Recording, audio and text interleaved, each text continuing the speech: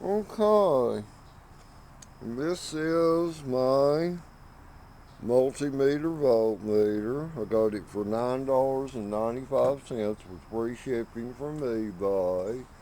I had to replace my other one that got to where it wasn't accurate. One of the pins broke, the ground pin on the wire broke on it.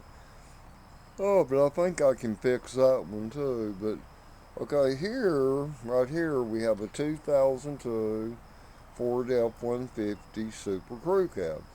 What I'm going to teach you people, okay, first off, if you watch my previous video on this 98 Dodge Ram extended cab over here, I showed y'all how to test the battery and then test your alternator. Alright, now I'm going to show you the same thing on this Ford to tell if your battery's bad or if your alternator's bad. Now, being I rode my Harley Fat Boy for the last 2 days, it's in the garage now.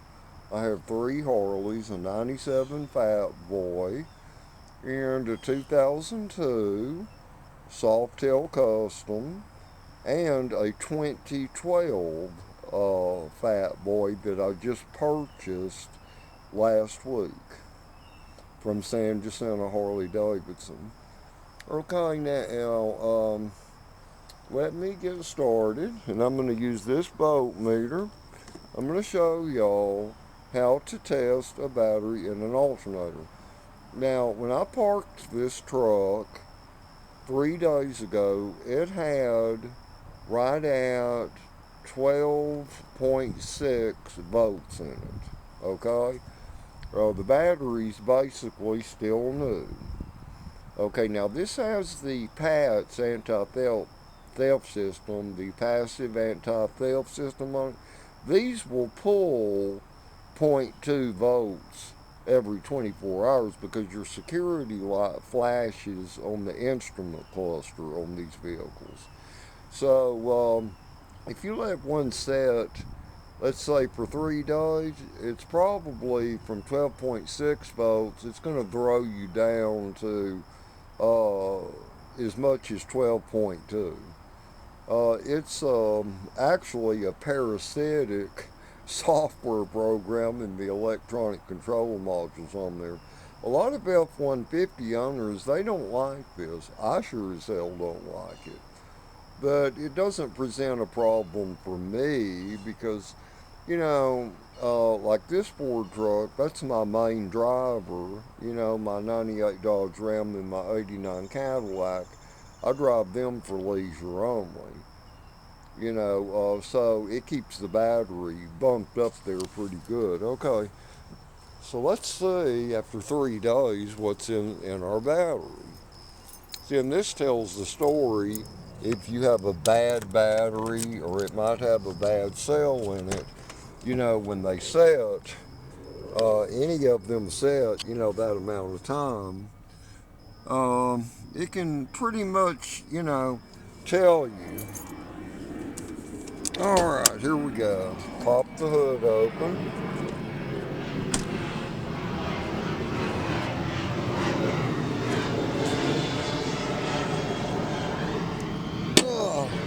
It's a nice day. It's finally cooling down here in Houston, Texas.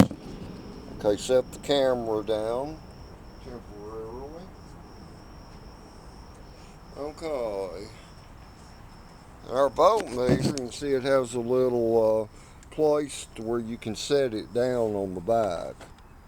And I like the way they made this. The cables are pretty darn long on it, okay? Now, what we want here, okay, our red, here's our battery. Our red cable, see, we want on our red terminal. And our black one goes on our ground terminal. Now let's see what we're reading here. Let's turn it on. The 20 volts mark is 1, 2, and 3. 12.18. So that would be right at 12.2 volts is what we're sitting on right now. Okay, so let me crank it up. That's a healthy battery. If after one sets, oh, for 3 days and they've got 12.2 volts, you have a good battery. And I know this battery's good. Okay, let's crank her up and see. See, that's how you check your battery. Next, I'm going to show you how to check your alternator. They should put out at least 14.5 volts is what they should put out. Okay, let's crank her up.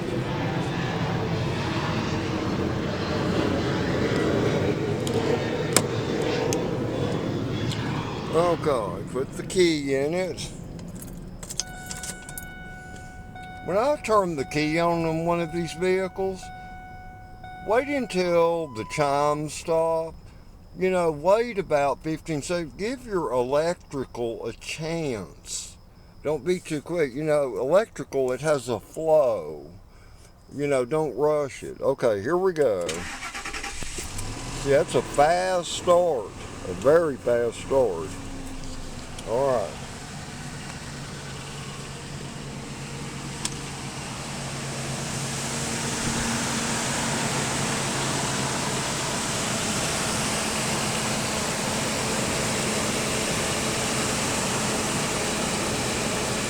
Okay, here you go.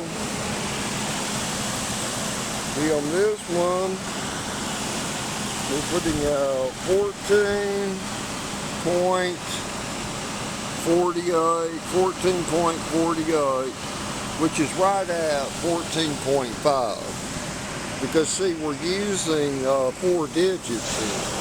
Let's see now, if I change it to the 3-digit setting, let's see, let me find it. So you change it to the 3-digit setting. See, she's showing 14.5 with the engine running. Alright.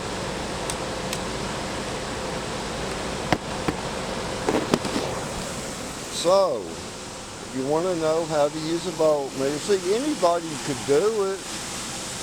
If a 10-year-old was tall enough to reach up over the fender of that pickup right there, a 10-year-old could have done this, people. It's not complicated, but that's how it's done. That's how it's done. Okay, I'm going to let it run a bit. I want to build that battery up to about 12.4, because I'm going to use this vehicle again directly here in a little while. I'm going to go up to the express loop where my friend Nick, he has his business. He just opened that business about 5 months ago. He's already had to fire 2 different mechanics, man. Man, it's hard to get help these days. There's so many crazy morons out there these days. Alright. Let's see. So I'm going to go ahead and cut this video right now. That ought to do it. But that's how you operate a multimeter voltmeter. And don't be afraid to do it. Like, see how much voltage is in your battery before you start. Then go start the vehicle and make sure your alternator puts out 14.5 volts. Now in my previous video, I showed on my Dodge Ram. Now that Dodge Ram has always put out about 13.3. But that could be the way they design Mopar batteries, because it keeps it hot all the time. Now if I had a television in it, a CB radio, and a bunch of gazoopa doodads, okay, I would put a larger alternator in it. Or if it was like this Ford truck, that stupid security system that, it creates its own parasitic draw. Also on cars, let me give y'all some advice. If a battery keeps getting low, before you go change out a battery, make sure glove compartment box lights aren't lit up inside of glove boxes, and make sure none of the dome lights are on. You know, like when you shut the doors, pay attention to shit like that. Because I've seen so many vehicles, the damn glove box light would be stuck on. And it would pull people's battery down. So much shit. Another thing, those lights that are under the hood, when you open the hood, there's a little light bulb on the other side of the hood. You know the best thing to do with those? Take the bulb out and just put it in your glove box. And if you ever break down on the road at night, just plug it back in. Because those can malfunction and stay lit when the hood is shut, and all it's going to do is cause a bunch of damn problems, pulling your battery down. Well, okay, this ought to do it for right now, and love you all.